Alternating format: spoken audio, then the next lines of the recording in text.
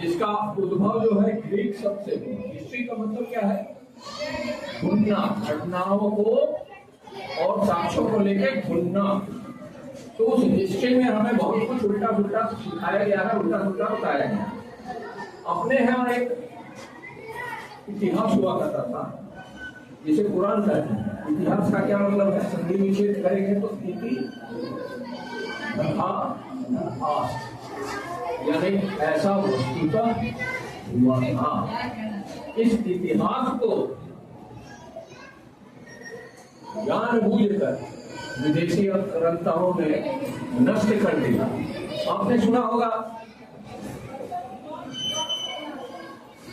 नालंदा विश्वविद्यालय, वहां पुस्तकें जो है 1.5 माह तक चलती रही। ऐसे क्या चीजें थी जो 1.5 माह तक चलती रही? तो उसमें अपना इतिहास भी था, ज्ञान विज्ञान की पुस्तकें भी थी। नालंदा जो विश्वविद्यालय था, वहां पर देश विदेश के शिक्षक लोग, देश विदेश के विद्यार्थी लोग आते थे पढ़ने के लिए।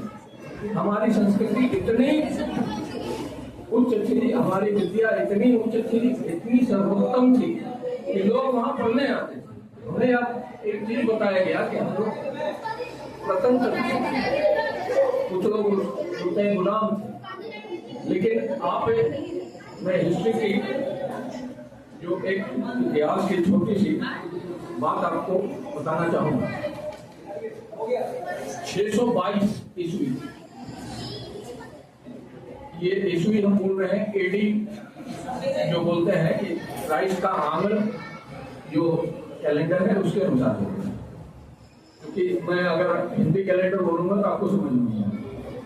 तो 622 ईस्वी में पैगंबर साहब का जन्म हुआ और वो नहीं, पैगंबर साहब वो अरब मुल्क में आए और उस समय से इस्लाम का उद्भव हुआ। तो इस्लाम ने 712 ईस्वी तक भारत के सिंध प्रांत को अपने कब्जे में ले लिया। इधर सिंध और उस साइड में अटलांटिक महासागर, इतनी बड़ी उनकी राज्य थी। पूरा अरब देश, इसमें कि तो ईरान सारा है, फ्रांस का दक्षिणी भाग, अफ्रीका का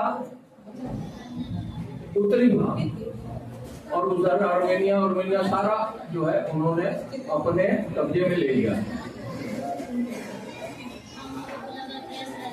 भारत में लोग कहते हैं, जो इतिहास है उसमें कहते हैं कि 1526 में अपना जो है मुगलों का शासन हो गया।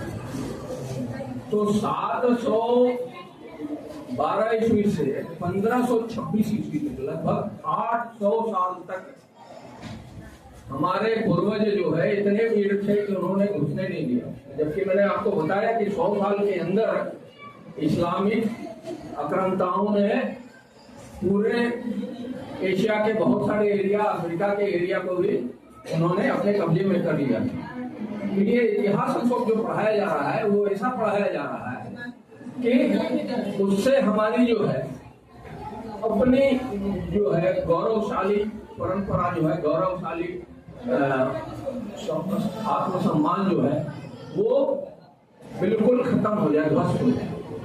अब ये बताइए कि 100 साल में जिसने पूरे आधे एशिया को शासन में किया और 800 साढ़े 800 साल तक वो भारतवर्ष में प्रवेश करते रहे, लेकिन हमारे पूर्वज इतने वीर थे कि उन्होंने आने नहीं दिया। और 1526 के बाद भी जो शासन हुआ, उनका शासन नहीं था, मुगलों का शासन नहीं था, वो हिंदू या सनातन राजाओं के द्वारा शासन किया गया था। आपने सुना होगा कहीं अलग अलग जगहों पे, कहीं कोई शासक था, कहीं शिवाजी महाराज ने भी अपने बलबूते से कई सारे क्षेत्र को जीता बाद में। तो उनका पूर्ण शासन कभी नहीं रहा भारतवर्ष में। भारतवर्ष कभी गुलाम नहीं रहा और भारतवर्ष कभी पूर्ण प्राचीन नहीं रहा। ये सनातन राजाओं के द्वारा ये शासन चलाया जाता था। इसलिए हमारी संस्कृति जिंदा है, हमारा स्वाभिमान जिंदा है और हम आज भी अपनी संस्कृति को जीवित रखते हुए परम वैभव की ओर बढ़ने का प्रयास करें।